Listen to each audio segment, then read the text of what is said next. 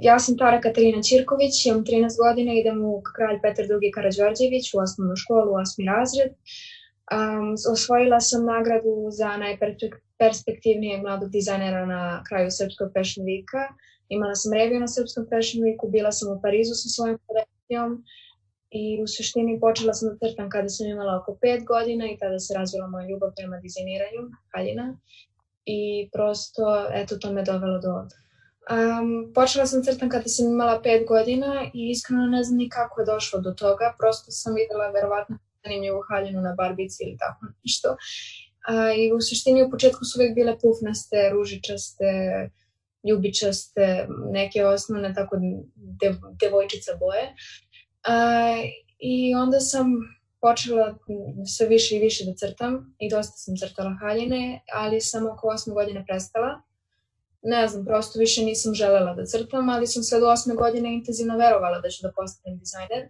I oko 11. godine sam ponovo počela da crtam i eto, desilo se to da, evo, stigli smo do ovde, do Pariza i do Srpskog Fashion Weeka. Nikada nisam stvarno verovala da ću tako brzo stići do haljina i do revije. Ali to se desilo tako što sam mami pomagala, pošto moja mama ima kolekciju medaljona koje je tada izlagala u Vladi i pomagala sam je da ih iznese i tako što sam ih nosila, imala sam i blok ispod ruke i jedna žena koju mama upoznala na forumu tada mi je prišla, pitala me šta imam u bloku, ja sam joj pokazala crteže, ona je nama tražila da mi to njoj pošaljemo i na Viber i ona je primila te fotografije i par nedelja nam se nije javila i mislili smo u redu, nema veze. Ali se onda odjednom javila i rekla nam je da mogu da idem u Pariz, a to je bilo bukvalno mesec dana pre nego što bi trebalo da odem u Pariz, tako da je to nastalo stelo ludilo, ali smo nekako uspeli uz pomoć Voda vode, koja mi je tada bila sponsor, da odem u Pariz. I sve se desilo jako čudno, ja i dalje ne verujem da se to desilo. Pa kada smo, mislim, pre Pariza je stvarno bilo ludilo. Ja ni septembar ni oktobar uopšte nisam stizala u školu. Uopšte. Radili smo bukvalno od 9 ujutru do 10 uveče. To su bili fotoshootinzi, ali pre toga je moj model Evica Mančić morala da radi konstantno. Bukvalno, znači žena je došla na fotoshooting polumrtva, spavala je tamo. To je stvarno bio jako, jako težak, kako to da kažem, raspored. Težak, ali kada smo stigli u Pariz, sve nekako imalo smisla. I tada smo trčali ceo dan, ali nekako, prvo što smo otišli u Parizu, to je ne u vladu, bože dragi, u ambasadu srpsku. I tamo sam izložila jednu od svojih knjiga. Ali mi smo bili toliko umorni, pošto smo, prvo nismo spavali celu noć pred put, zato što je bilo da ne propustimo let. I onda kad smo stigli u Vladu, bili smo dobro, ali već pred kraj večeri smo morali da ukrademo lutku, skinemo haljinu i odemo u hotel. U sred sobe pune 100 ljudi. Ali dobro, mislim, malo su nas pokrivali prijatelji. Da smo sledeći dan kad smo bili u tom hotelu, mislim, ne znam tačno kako se to računa, valjda je to hotel koji ima salu, čini mi se da se tako... I tamo sam izložila svoje haljine i niko nije bio loš prema meni. Svi su bili jako prijateljski nastrojeni i dosta ljudi mi je prišlo, dosta ljudi su se svidjela moja haljina, što je meni baš onako imponovalo, jer nisam to očekivala. A onda mi je odjednom prišao i, nekadašnji globalni direktor Jean-Paul Gaultier, kojem su se veoma, veoma svidjela moja haljina i koja je kasnije čak i bio i na Srpskom Fashion Weeku. I prosto to je bilo predivno iskustvo. A na Srpski Fashion Week sam otišla tako što je ta žena Drina Bastinić-Rajić koja je videla moje crteže i preko koje sam otišla u Pariz, njena jedna vrlo dobra drugarica je vlasnica Srpskog Fashion Weeka. I onda su se prosto dogovorile, pošto su to, povezani eventi, da odem i na Srpski Fashion Week i da imam reviju. I bilo je fantastično. Moj život se, od kada sam postala kreator, što tako čudno zvuči. Ne mogu da kažem da sam ja dozvolila da mi se nešto život previše promeni. Ja sam, da, otišli smo u Pariz, da, otišli smo na Srpski Fashion Week, to je bilo genijalno iskustvo. Ali ja čak ni dan danas ne mogu da prihvatim da se sve to desilo. Nekako mi je sve to tako čudno, kao da se nije desilo. I nekako treba uvek ostati zahvalan, ali ne treba nikada postati egoističan, jer ako postaneš egoističan nećeš moći da nastaviš. Definitivno bih rekla da je jedno od najboljih i najčudnijih iskustva koje sam imala tokom prošle godine bio izlazak na svoj reviju. Nekako bukvalno sekund pre nego što sam izašla ja na svoj reviju, pred kraj revije, bila sam uzbuđena, nervozna i sve to, ali čim sam šla aplauz, sve to nestalo i prosto to je tako magičan trenutak da ne mogu ni da ga opišem. Nekako ne znam kako da ga opišem. To je neki trenutak mira i sreće, ali to je ono kao kada vidiš ljubav svog života. Nemaš leptiriće u stomaku i osjetiš samo mir. Tako sam se ja zaljubila u pijestu. Nisam imala leptiriće, imala sam samo mir. Pa znate kako, mislim, proces je i meni samoj i dalje čudan. Kad sam tek dala haljine, odnosno crteže, kad sam pokazala, nisam imala bukvalno ideju šta priča moj modeler i moje kostimograf. Nikakvu ideju. Ali bukvalno nikakvu. I samo što sam znala da kažem, oni su rekli da bi bilo najbrže da se napravi samo print na haljinama, ali ja sam kao veliki amater u želji da bude profesionalac rekla da ne želim samo da bude print, zato što mi je to nekako monotono, dosadno. Previše, nema ničega. I onda sam tražila da se dodaju trake i da se dodaju detalji. I to je jedino što sam u suštini znala u početku. A posle toga se prosto sve razvijalo u suštini.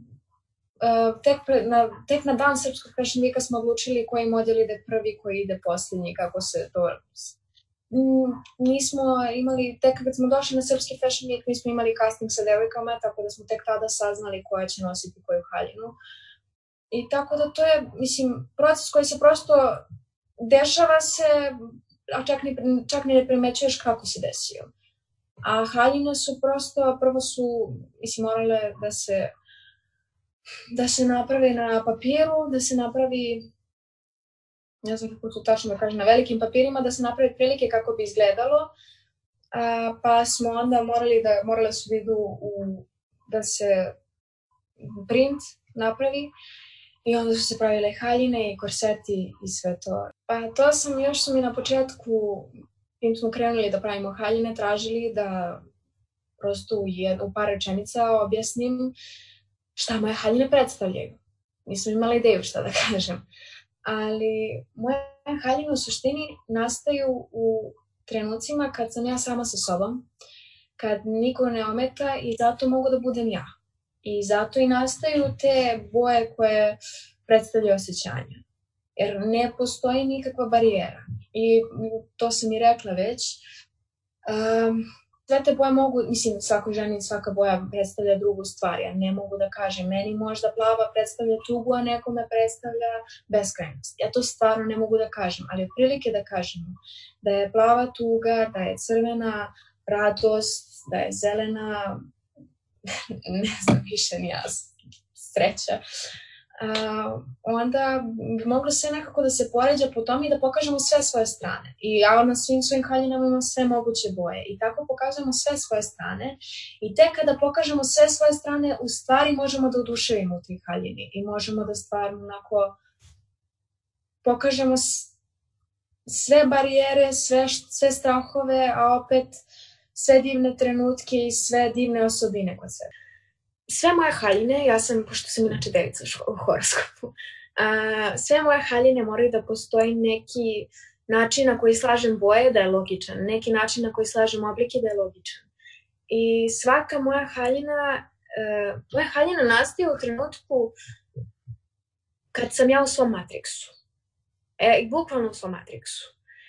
Moj matriks je šaren, moj matriks je pun oblika, i nema svaka moja haljina priču. Ne mogu da kažem da tačno znam što svaka haljina označava, svaka haljina je sama po sebi i po bojama i po načinu na koji je sve poslovano predstavlja samu sebe. Ne, to je, kao što kažu da reči nisu najbolji način komunikacije, uopšte nisu. Stvarno nisu. Ja ne znam kako to da vam objasnim. Ja imam neki osjećaj prema svojim haljinama, neko može da ima potpuno drugačiji osjećaj. Ja ne mogu prosto da vam kažem šta treba da osjećate kada ih vidite. To je nešto potpuno, svako treba da ih dožive drugačije. Treba da budu da pokazuju svakome neku vrstu harmonije, ali da to bude neka njegova vrsta harmonija, ne moja. Tako da zato ne želim da kažem šta ja mislim o njima, jer treba svako da svoj utisak. Ja prvo kada svoje haljine crtam, ja ne znam šta crtam. Ja prosto stavim ruku na papir pa šta krene krenulo. Ja ne znam šta crtam dok ga crtam, te kada završim shvatim ja vidi šta sam uradila. Jer to je nekad, kao što sam već rekla, to je moj matriks. Ja odem u neki drugi univerzum, a ruka radi svoje. A kada se haljine, kada su izašli iz proizvodnje, odnosno kada su bile na modelu, na Barbari Tatalović, divan model, stvarno divna devojka, nekako nisam verovala da su tu, nekako nisu, ne znam kako to da opišem, nekako i dalje ne mogu da shvatim da postoje. Jer to je nekako kao, da li je moguće čoveče? Da li je moguće? I nekako tek sada, pošto smo se skoro selili, tek kad sam ih vidjela kao, Bože dragi, pa one stvarno postoje. Nekako je sve bilo kao san i ne znam kako to da opišem. Sve je bilo tako čarobno da je bilo nemoguće poverovati da su one stvarno tu. I dalje čak kada ih gledam, gledaju one mene, gledam ja njih, ali ne znam kako da objasnim. Po meni one su nekako i dalje u nekom vrstu oblaka u mojoj mašti. Ne mogu da shvatim da postoji i da su tu. To je već bio jedan težak problem, zato što smo, ne znam tačno od koga smo uzeli materijal. Iskreno da kažem, ne mogu da kažem da sam sigurna. Armani Satin Sila, to je Armani pravi za sebe, ali posle kako ima ostatak, oni preprodaju. I onda su u jednoj od tih radnji, u jednoj od radnji od tog lanca imali 3 metra materijala. I onda je moj kostimograf Jelena uzela telefon i bukvalno pozvala sve radnje koje postoje u Srbiji tog lanca i nekako smo sakupili 38 metara materijala. Kad se sve to završilo, Srpski Fashion Week, kad se završio Pariz, nisam mogla da crtam. Bila sam uplašena šta ću da crtam. Nisam znala, nisam želela nikoga da razočaram, niti da napravim, ne znam, nekako sam sebi prosto napravila u glavi blokadu, ali sad kad je sve malo to prošlo, konačno sam sama sa svojim mislima i mogu da, mislim, tek sad sam stvarno počela i da crtam i da se oslobađam toga. U suštini, za budućnost,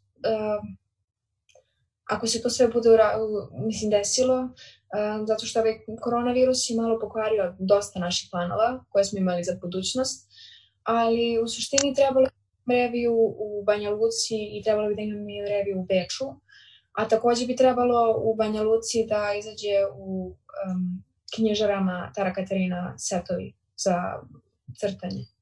Da, definitivno. Od kad sam bila mala, ja sam negde, kad sam bila mala, bila sam 100% sigurna da ću biti dizajner.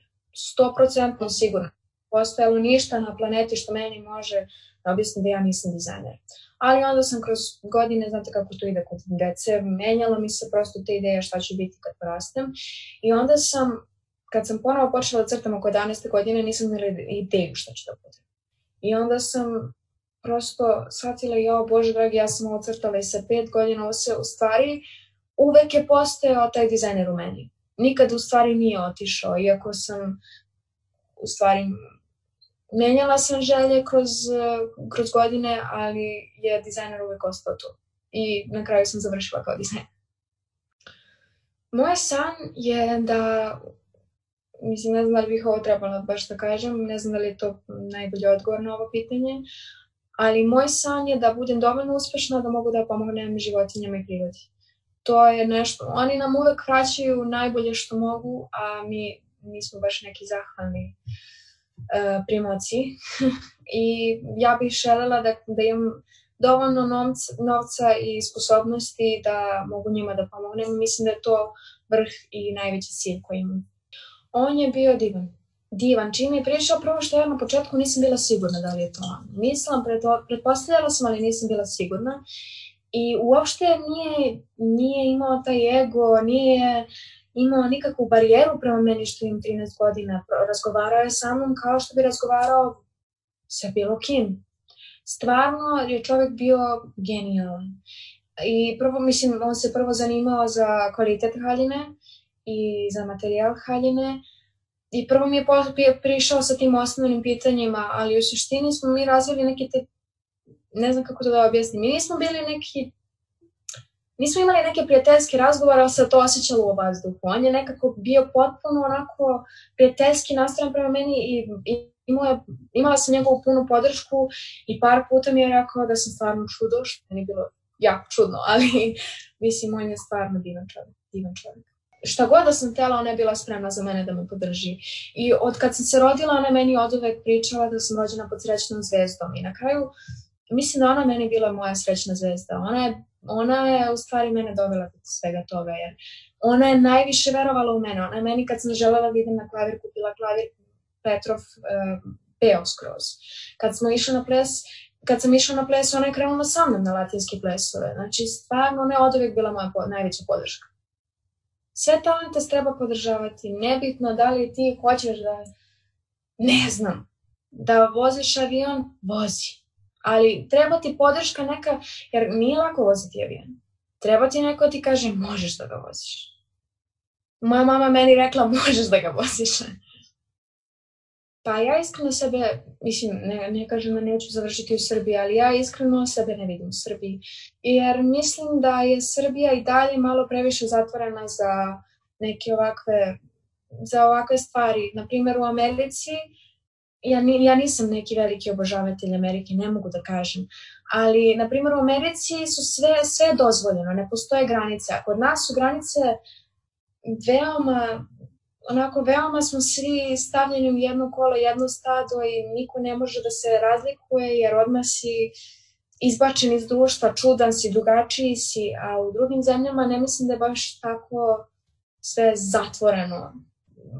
Mislim da postoji više opcija, više strana na koje možeš da odeš u drugim zemljama kao što na primjer Španija, Francuska, Italija.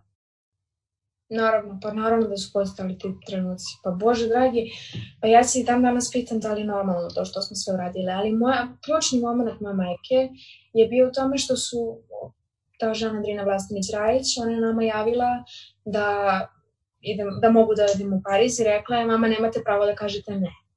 Ali svaka druga obična mama bi, ne iz razloga ne da ja osuđujem nikoga, nego nemamo kako da stignemo do Pariza. Nemam mesec dana, jako malo vremena, koga da sašije, 10 haljina, previše problema. I neko drugi bi stvarno rekao ne. Mama me rekla da. Nismo imale, to je na kraju bio veoma velik budžet smo potrošili, ali moja mama, iako je znala da ćemo potrošiti veoma veliki budžet, ona je uzela najbolji ljude, najbolju modelarku, najbolji kostimografa, najbolji print, najbolje materijale, iako tada nismo imali nikoga iza nas, tada nismo imali sponsora. I tek onda smo posle, tačno na moj rođendan 19. septembar smo uspeli da nađemo Vodovodu kao sponsora, a mi smo oko 28. septembra bili u Parizu. Tako da moja majka je bila ključna u tome, zato što je oduvek bila neustrašiva. Šta god je radila, oduvek je bila neustrašiva i to uči mene. I eto, tu je bila njena glavna uloga. Mi živimo u iznajmljenim stanovima, a i mi oduvek sanjamo i znamo da ćemo to na kraju imati. Veliku belu kuću, divnog Range Rovera i čim razmišljaš na taj pozitivan, nije do para, nije da treba nekome kuće da bi bio srećan, niti da mu treba auto da bude srećan. Nego je prosto do onoga da imaš slobodu sa novcem. Nije to više nama ono kao nama treba novac zato da bi trošili. Nije do toga. Mi smo oduvek znali da postoji neka viša sila koja nas vuče prema nečem gorem, odnosno prema nečem, razumeli ste gore, i prosto kad veruješ tako jako u nešto, To tebe mora da dođe na jedan ili drugi način. Naprimjer, ja sam, od kad sam imala 8 godina, užasno sam želela bojice Faber-Castellove koje imaju 120 i nešto bojica i košta 36.000. I ja to, mislila sam kao, nikad to neću dobiti. Ali evo, kad se završilo sve ovo i sa Srpskim Fashion Weekom i sve to, ja sam od Voda Vode, oni su meni kupili to pakovanje. Iako sam ja to čekala, 4 godine, ja sam to na kraju dobila. Uvek treba biti pozitivan i uvek treba očekivati nešto što u jednom trenutku misliš da je nemoguće da dobiješ, ali svom snagom treba verovati da ćeš definitivno da dobiješ to nešto. Talent je definitivno bitan. Mislim, ne mogu da kažem, nije ovo egoistično, niti kažem da sam ja talentovana, ne pokušavam stvarno to da kažem, ali talent je nešto po čemu te ljudi stvarno prepoznaju, po čemu stvarno možeš da napreduješ. Ali pored talenta je potrebna mnogo rada i mnogo žrtvovanja. Dosta žrtvovanja. Treba biti spreman da sebi prosto ne priuštiš nešto. Naprimjer, kad smo se spremali za Pariz, ja ne doručkuješ, ne setiš se doručka.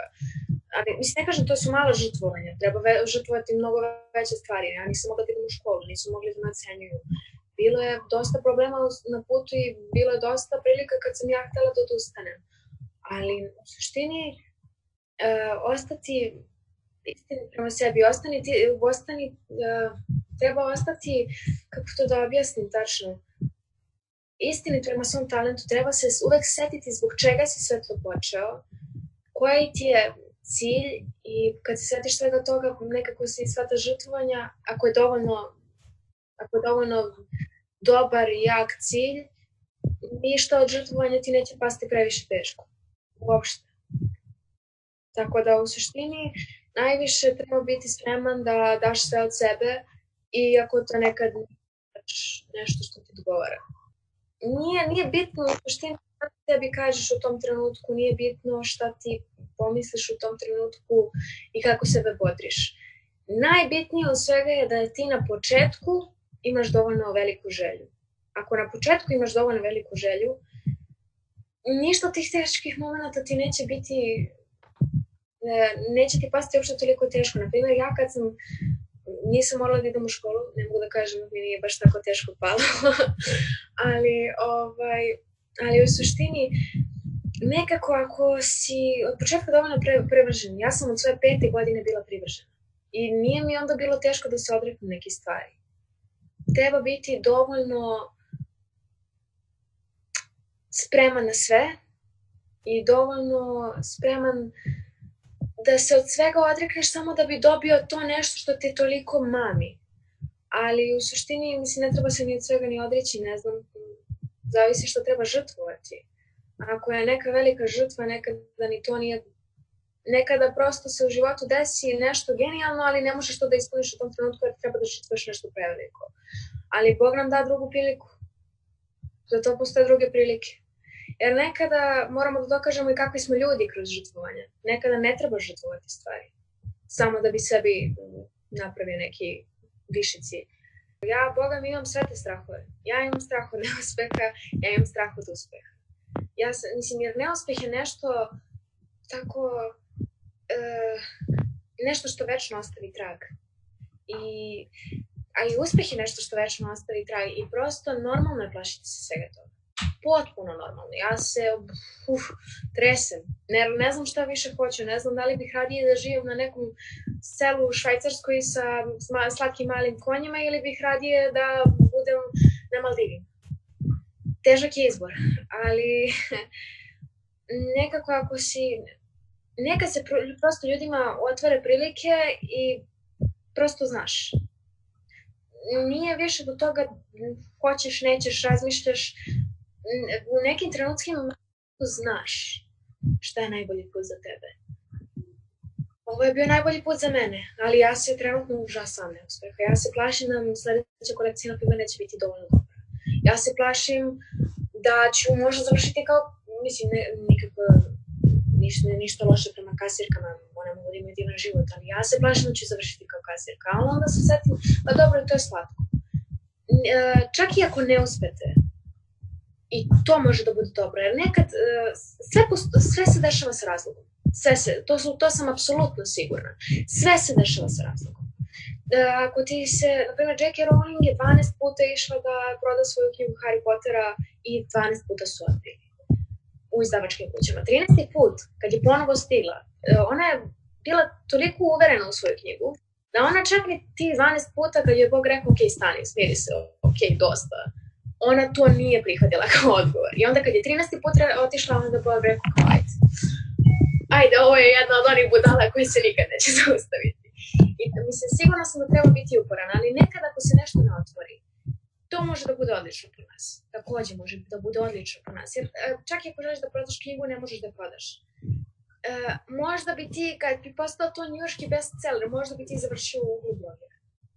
Tako da nekad stvarno neke prilike nisu spremne da nam se otvaraju, nismo ni mi iz njima. I nekada stvarno je dobro ne uspeti, ali je truditi se da uspeš i želja za uspehom nešto što treba da te uvek motiviše, ali ako ne uspeš, seti se da sve se dešava s razlogom. Pa neki ljudi ne znaju šta im je strast.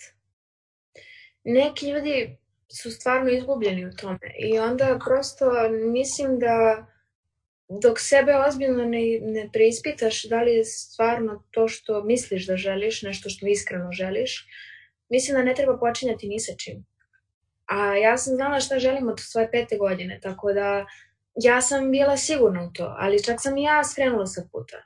Nekako, ako si dovoljno dobar i ako si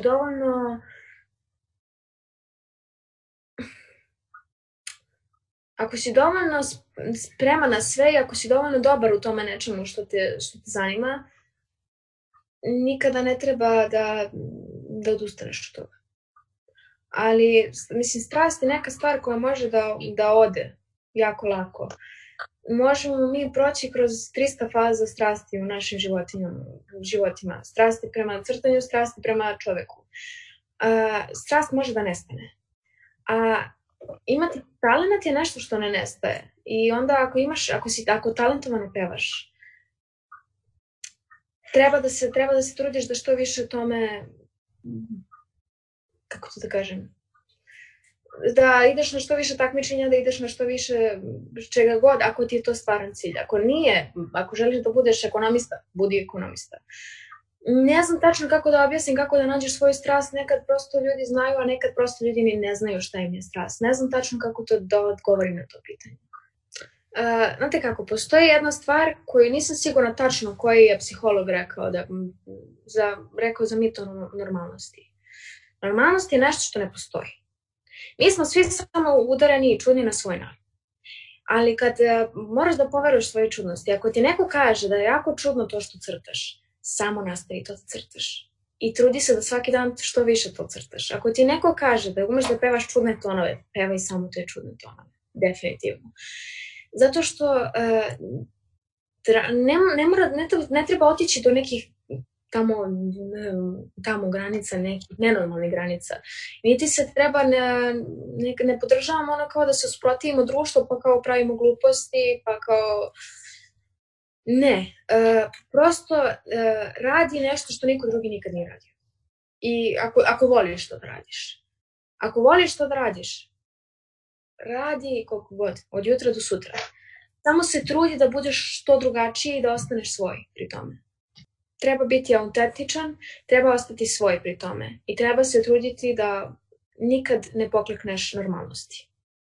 Granice ne postoje. Mi biramo granice. A mislim, čak ne trebamo ni da biramo granice. Treba da pustimo sebe, da radimo šta god i ne treba nikad da postoje granice. J.K. Rowling nije imala granice kad je išla 12 puta da proda svoju knjigu. Definitivno nije. Posle 5. ja bih odustala. A ona je na 13. put, ona je uspela. Ne treba da postoje granice nikad. Znate kako, inspiracija i motivacija ne postoji. Po meni iskreno ne postoji. Ne mogu da kažem da pronalazim inspiraciju samo u cveću, zato što ga ne pronalazim. Mogu da je nađem na lepim ciglama, mogu da je nađem u lepom jezeru, mogu da je nađem na lepoj haljini. Prema meni motivacija, inspiracija je za svakoga neka drugačija, drugačija stvar je, ne možemo svi da je nađemo na istom mestu, a iskreno ne treba je tražiti. Treba je prosto, inspiracija nije neka stvar koja se traži, ona se prosto dobije. Ja mogu da dobijem inspiraciju tek kad sam sama sa sobom i kada nemam buke oko mene, kada nema nikoga, kad sam sama sa svojim mislima, tek tada ja mogu da dobijem inspiraciju od nečega što sam videla u toku dana. Inspiracija ne postoji. Meni neka određena stvar koja me inspiriše ne postoji. Inspiracija je nešto što može da pođe od male bube do ogromnog Taj Mahala, nebitno. Inspiraciju ne treba tražiti, ona sama dođe. Pa mislim, znate kako, ne baš. Moja mama, moj pas, Makica, su mi bile najveća podrška. Niko mene naravno nije nešto snižavao ili tako nešto, niti u školi, niti drugara. Svi su oni bili tu kao podrška, ali to nije način onaj koji stvarno ostaje sa vama. To je način super kako ću da se slikam s tobom sutra na Instagramu. To nije baš onako najiskrenije, ali naravno, mislim, postojali su ljudi na toku puta koji su stvarno bili divni prema meni, prijateljski nastrojeni, ali najveća podrška je došla do onih ljudi koji su odvek bili sa mnom. A to je moja mama i moj pas. Pa, znate kako, mislim, ja ne znam sama odgovor na to pitanje. To je nešto što se navikneš se. Navikneš se da si u jednom trenutku tu, da si u jednom trenutku tamo i da si u sledećem trenutku radiš domaći. Nekako nije to ništa strašno, niti nešto što je stvarno... Ljudi misle kao ja to ne bih mogla. To nije istina. To je prosto jedan od izgovora da ne bi uradili nešto. Što iskreno neka čak i žele, ali prosto kao previše. Ja sam bila poluluda kad sam se vratila u školu, bukvalno, zato što je, previše toga odjednom, ali stvarno nastavnice su me razumeli, nije niko bio loš prema meni, niti me iko očekivao da odmah odgovaram, ali sam prosto u jednom trenutku uspela da se uhvatim u koštac sa školom. Desilo se. Ne mogu da kažem da postoji nešto kao da sam sebi odredila i sada, Tara, učiš sat vremena, pa onda imaš pauzu od 2 minuta, pa onda učiš ponovno. Ne postoji to. Postoji samo to kao, ok, sad radim geografiju, sad radim fiziku, sad radim srpski, sad idem tamo na sastanak. To je, nešto, prosto se nekako uskladiš, nađeš način. Kad nešto dovoljno želiš, nađeš način bilo kako da dostigneš. Volim da čitam, volim da crtam, volim da sam na Instagramu, volim igrice, ne mogu da lažem, volim filmove da gledam, nisam nikada imala neku želju da izlazim napolje.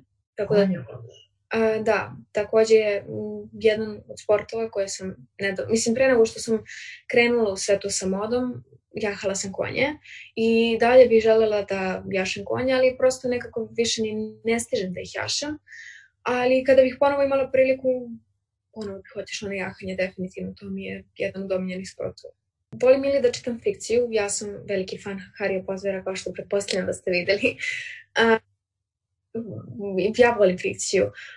Volim da gledam serija koje volim da gledam Game of Thrones. Da, omiljena serija su mi Prijatelji.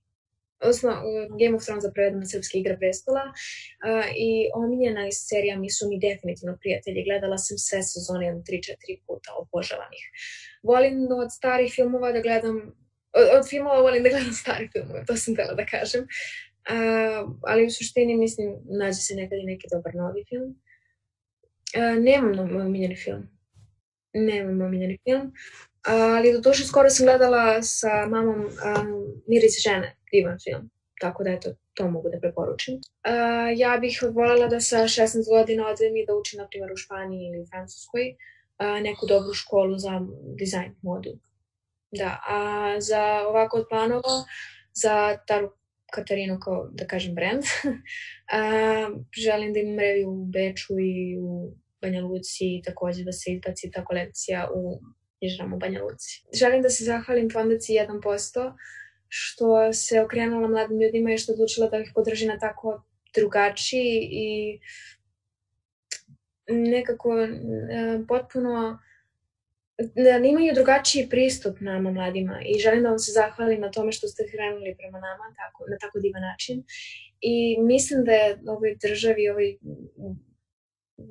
i ovom svetu jako potrebna takva fondacija iz razloga što ih ima jako malo. Svi se sada okreću stvarima koje su u suštini nebitne, a svi zaboravljaju na te mlade talente koji ostanu neko ko nije primećen, a trebalo bi da bude. I hvala vam na tome što ste tu da nas primetite i da nam pomognete na divan način.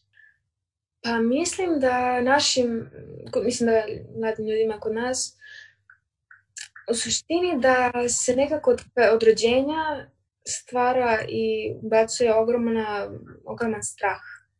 I nekako svi odustanemo od uspeha pre nego što smo uopšte pokušali da ga dođemo do njega. I mislim da prvo što mladi ljudi treba da urade je da otklone strah. Potpuno. Znači, treba zaboraviti na taj strah. Jer svi možemo da uspemo ako smo dovoljno uporni u tome. Definitivno svi možemo da uspemo ako smo dovoljno uporni. I prosto mislim da nekako odlučimo da nismo dovoljno spremni i da ne možemo nešto da postignemo pre nego što smo ništa i pokušali. Što je naravno velika tragedija. Ostanite iskreni prema sebi, prema svom talentu i prema Bogu. Jer on će vas uvek biti tu da vas podrži. Ako prema njemu ostanete iskreni, moći ćete da ostanete prema sebi. Tako da, molim vas, trudite se što više i molim vas, ne odustajte.